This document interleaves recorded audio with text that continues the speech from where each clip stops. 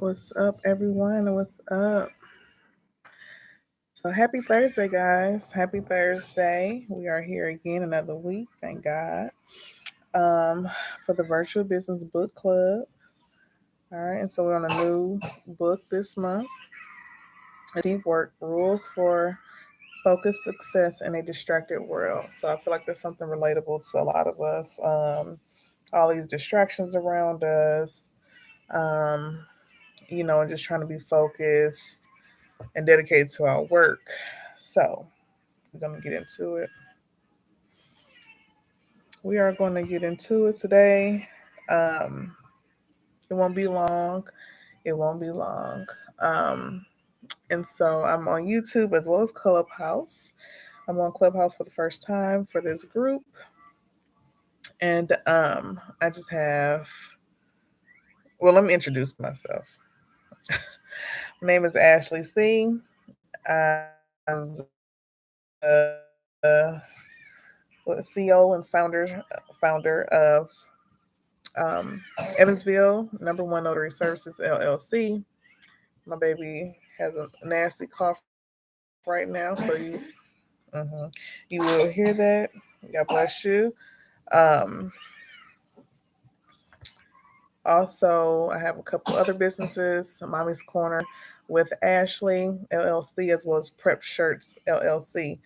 And so I create this group to help broaden my mindset, my mind frame when it comes to business, as well as to help other entrepreneurs and business owners with the same thing, right? Because not everyone came from wealthy people. Not all of us came from, you know, a background or households where we had role models or where we had people that we can look up to. So here we are, dog. And so here we are. All right, so I have a couple disclaimers.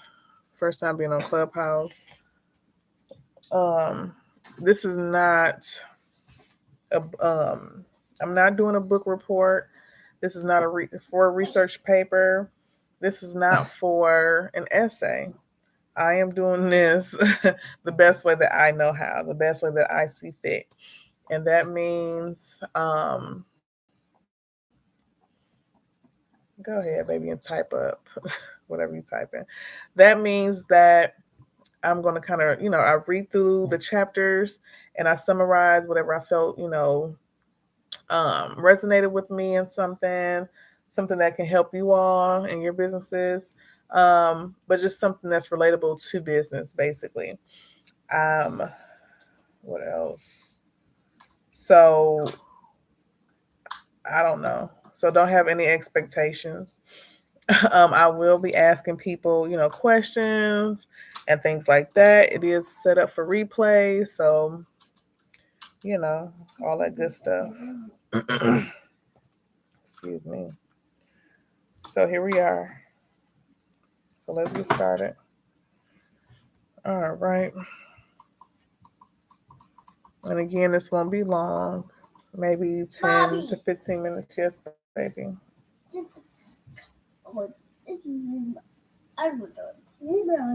Right. It's not on right now. Cover your mouth, okay? God bless you. I'll start once he's finished. All right. So this book was written in 2016. It has two parts to this book. God bless you. Drink some water, baby. Go drink some water and get some tissue. Um, so for part one is the idea that has 3 chapters. Part two is the rules. It has 4 chapters, so it's a pretty short book. I read this on my Kindle. It's like 200 and some 88 pages. So it's not a long book at all. Okay, so I actually read the introduction in this book. Usually I don't. Usually I don't like reading introductions. I want to get straight to the book. But I actually read the introduction. Kind of happy that I did because he actually defined what deep work is. My baby. Hey. See. Kids be wilding. Man, okay. Pause.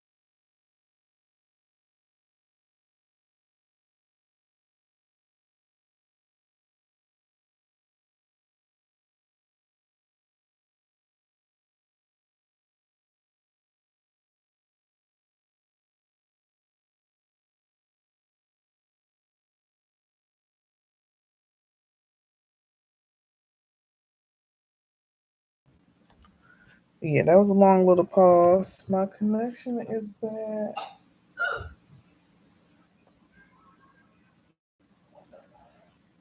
You okay?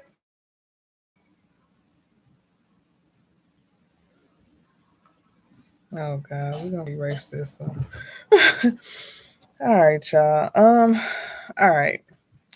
So he defined deep work as professional activities performed in a state of distraction free. And I'm sorry, let me start over.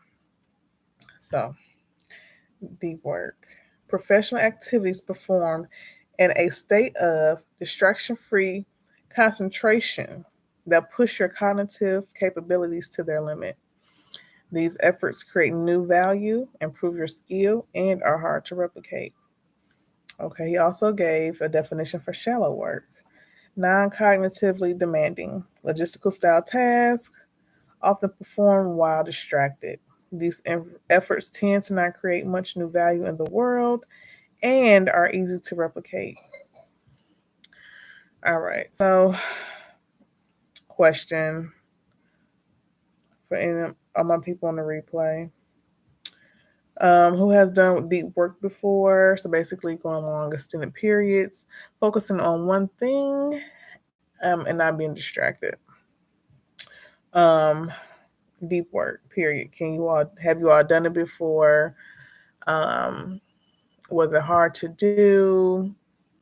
Um, just let me know down below on YouTube in the comments. Okay. So for me though, I can't even remember if I done it or not. I can't remember. So I'm gonna just say no. I'm gonna just say no. All right. So this is a quote out of the book. Many authors have noted and claimed that network tools are distracting us from work that requires unbroken concentration, while simultaneously degrading our capability to remain focused. It's true though, I've noticed that when people do like a fast, like they're fasting, a lot of people don't even do food like that no more. They do technology of some form, whether it's emails, whether it's updates and group meetings, or whatever it is. It's some form of social media, some form of computer, like use some type of computer work. All right. So the author gave a deep work hypothesis. So the hypothesis states the ability to perform deep work is becoming increasingly rare. At exactly the same time, it is becoming increasingly valuable in our economy. As a consequence, a few who cultivate the skill and then make it the core of their working life, just their working life, will thrive. So he's saying what he sees for the future is if we're not able to do deep work, um, if we're not able to do deep work and concentrate on something that's valuable, something that could impact and benefit people, um, basically you're not going to be in demand like that. That's basically what he's saying. All right, so part one, the idea. Okay, and like I said, it's two parts to this book. So chapter one and part one, deep work is valuable, and I'm only doing one chapter tonight. All right. So quote, we are in the early throes of a great restructuring. Our technology, I can't even talk today. Oh my goodness. Our technologies are racing ahead, but many of our skills and organizations are behind. Lagging behind. And honestly, I see it on social media. They got the robots, they're using the robots to take a lot of low paying jobs, like in factories. They're using robots for everything. They even have robots now that look just like real people. Imagine that. So he's basically saying some people will be left behind as their skills will become either outsourced or automated. But there will be some people who survive, who thrive, not just survive, but who thrive. And so there's three groups of people he talked about: the high skilled workers, those who work with robots and such, like I just mentioned. Two, the superstars, those who are at the top of their game in their rightful sector. And then three, the owners, those who have the capital to invest. So if you're not in these three groups, high skilled workers, the superstars, and the owners, if you're not among those three groups, the author gives two core abilities for thriving in the new economy. Yes, get it out, baby. One, you have to have the ability to quickly master hard things. And then two, the ability to produce at an elite level in terms of both quality and speed. So, number one, gonna knock a lot of people out because it's hard to learn something, let alone learn something that's challenging and then do it over and over again. That's hard. Um, but the ability to produce at an elite level. Okay. Um,